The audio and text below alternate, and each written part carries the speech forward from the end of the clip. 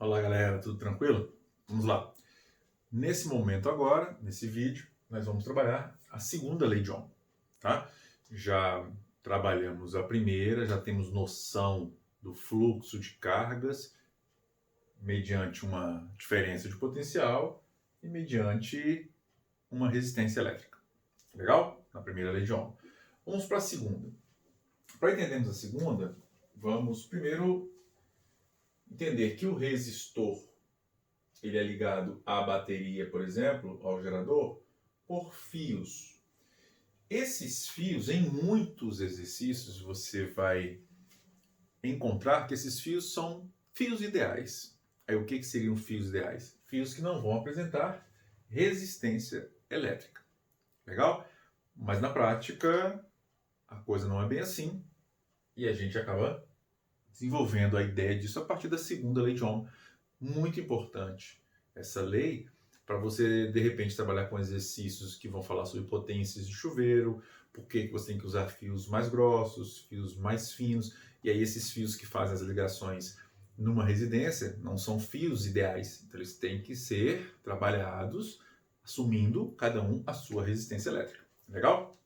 Então veja bem, o fio, o circuito, eu peguei um pequeno pedaço de fio aqui, tá? É esse aqui, ó. Então, um fio bem fininho, tá? Aqui ele tem uma área de secção transversal. Esse fio ele vai ser desenhado como um cilindro, ele tem comprimento e ele é feito de um determinado material. Esse material é um material metálico, que tem elétrons livres. Esse fio, ele, ao ligar gerador e aparelho que vai consumir energia, preferencialmente que ele não participe do consumo, que ele deixe a energia produzida aqui e ser consumida aqui. Por isso a ideia dele ser um fio ideal. Mas se você olhar esse elemento, essa peça, isso aqui é um resistor de chuveiro. E ele é constituído de um metal também. E é um fio. E ele é um resistor. Ele vai consumir energia elétrica, simbolizado por isso. Eu quero que esse cara faça o consumo, mas ele também é um fio. E esse fio aqui eu não quero que participe do consumo, mas quero que esse aqui, por exemplo, com esse modelo, participe. Então a nossa ideia é entender que quando eu pego um fio de metal, esse fio de metal, ele vai ser desenhado aqui agora, sendo representado como um cilindro, ok? Esse fio de metal, ele tem uma área de secção transversal. Imagina num cilindrozinho aqui dobrado, né? Na verdade, se eu estico, eu faço o desenho do meu cilindro. Ele tem um comprimento L, ok? E ele é feito de um determinado material. Então eu posso ter um fio feito de cobre, um fio feito de prata, um fio feito de metais, preferencialmente. Então ele possui um determinado material. Então ele tem um material, ele tem um comprimento e ele tem uma área de secção transversal. Essas vão ser as características que vão me dizer se esse fio tem uma resistência grande ou uma resistência pequena. Legal?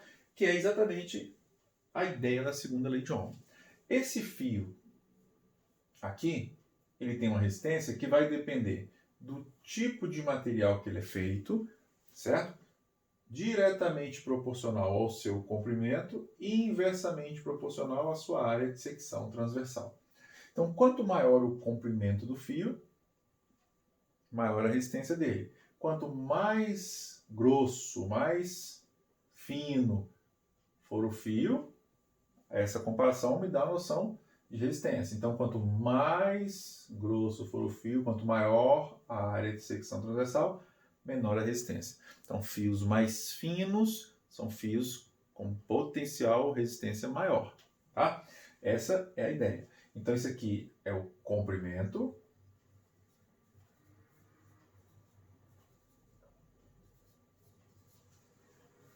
A unidade no sistema internacional é o metro. A área, secção de corte transversal. Tá? onde a unidade de área é o metro quadrado. Quando eu simplificar 1 metro aqui, com 1 metro aqui, sobra outro metro aqui que eu passo multiplicando. O nosso ρ, nossa letrinha grega ρ, certo? Tem por unidade o ohm vezes metro, e isso é uma característica do material. Então, isso é um coeficiente de resistividade.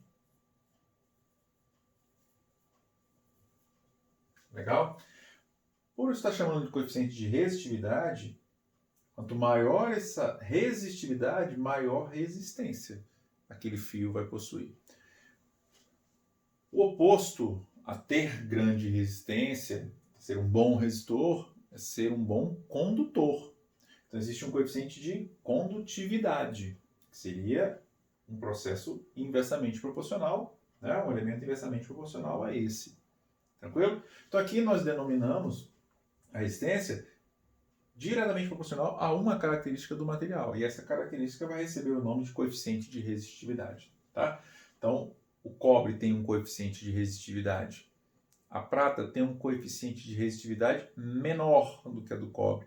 Então, o cobre é melhor resistor do que a prata. E a prata é melhor condutor.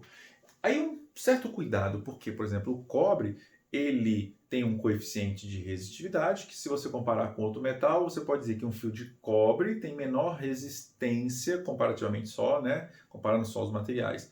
Então, às vezes, você fala de um metal e sempre os metais são caracterizados por serem bons condutores. Mas, de repente, eu quero usar esse metal que, mesmo sendo bons condutores comparado com a borracha, por exemplo, com o nylon, por exemplo, ele vai ter caracterização de ter uma resistência alta comparativamente com outros metais. Então, tem uma sutileza aí no meio do caminho. Aqui nós estamos falando das resistências. Então, a nossa resistência, que é o R, então R é a nossa resistência elétrica, tem por unidade o ohm. Então, isso aqui é a resistência. Então, quando eu quero uma resistência menor e o comprimento já está definido, o material já está definido, por exemplo, eu pego fios mais grossos para resistências menores. Legal? E aí você vai trabalhar com quem é diretamente, quem é inversamente proporcional. Então, esse pedaço de fio aqui, por exemplo, ó, vamos supor que eu pegue esse pedaço de fio aqui e faça um desenho ampliado dele. Esse pedaço de fio, ele tem o seu comprimento, a sua área de secção transversal, é feito de um determinado material, mas eu posso, além disso tudo, chamá-lo de fio ideal. Então, se eu chamo esse fio de ideal, eu não estou trabalhando a segunda lei com ele. Legal? Então, eu jogo fora a segunda lei nesse modelo de exercício que é muito comum ser encontrado. Esse resistor pode ser um filamento, estilo uma lâmpada, estilo chuveiro. Então, esse resistor já pode ser esse cara aqui. Ó. Então, esse resistor aqui pode ser essa peça. Lógico, tem resistores que não são feitos de metais, de fios, de enrolamentos. Tem outros modelos de resistores. Mas se eu trabalho esse resistor com essa caracterização, eu já levo tudo isso aqui em consideração. Legal? Essa é a segunda lei de Ohm. A primeira lei de Ohm, você conseguiu identificar como que o fluxo vai ser trabalhado. Aqui também. O que vai caracterizar o ρ? O ρ é muito importante porque ele me dá uma noção da contribuição da quantidade de elétrons livres que aquele determinado metal consegue contribuir para o fluxo. Então, quando um metal consegue contribuir com muitos elétrons livres, é a tendência de ter uma corrente elétrica maior, de um fluxo maior. E se eu tenho uma corrente maior, a minha resistência é considerada menor, admitindo a DDP constante. Legal, galera? Tudo tranquilo?